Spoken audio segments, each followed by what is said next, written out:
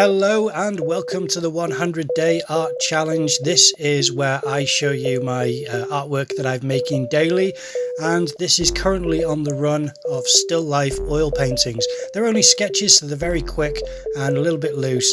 And recently I did a toy car, and now I'm doing a toy truck. It's kind of a little bit of a lorry truck, an old-fashioned one. There's lovely graphics on the side of the actual model, but I don't include those in my painting. I'm just trying to get some of the more complicated shapes.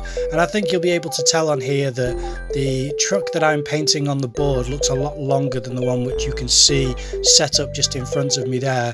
But I'm going to just try and take it that I'm just getting the different angles, so long as I can describe it, and you can see all of the different angles there that I'm trying to describe with the shadow areas, and just trying to keep it nice and tonal at the start, because that's what I like about oil paints, is the light, dark and mid-tone describing everything about what it is we're looking at on the picture plane. And I do enjoy these still life paintings. They're great practice, and it's something where when they're sort of set up together, they make quite a nice collection, whereas on their own they're a bit simple, but yeah, it's still quite a nice bit of practice, a way to learn painting, and it could just boost my confidence with the medium more than it was when I was trying to do plein air painting, which I tried a couple of times and it was a little bit calamitous in my opinion.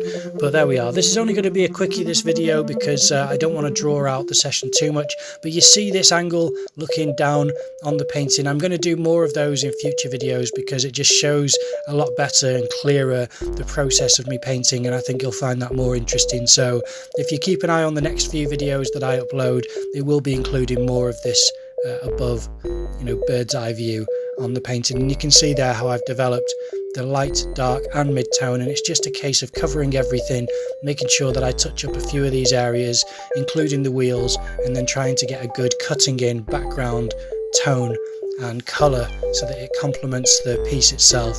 And for the lights and the grate at the front, I've just used a kind of cool grey. I'm just trying to pick through it with the light, and it does a lot of the heavy lifting. Just the touches of light on there just show the shape a lot more than what you don't need to do much more than that, is what I'm trying to say. Really, you don't need to put a massive amount of detail, but I do a lot of cutting in with this painting. And what I mean is that if you look at the windows on the side where the door would be to get in, I actually cut into that a bit more now with that same green colour that I have for the rest of the truck, because the windows are a lot longer than they are on the front. I wanted to try and make them uniform.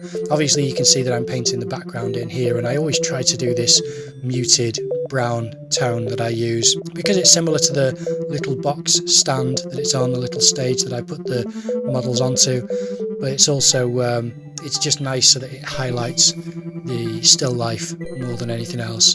And I'm trying to make sure that the shadow isn't too sharp, so I'm trying to blend it in with the background and make sure that it's not too sharp. There we go, that's me cutting in there to make sure that the windows are aligned with that bar along the side and they're not massively longer than the ones on the other side.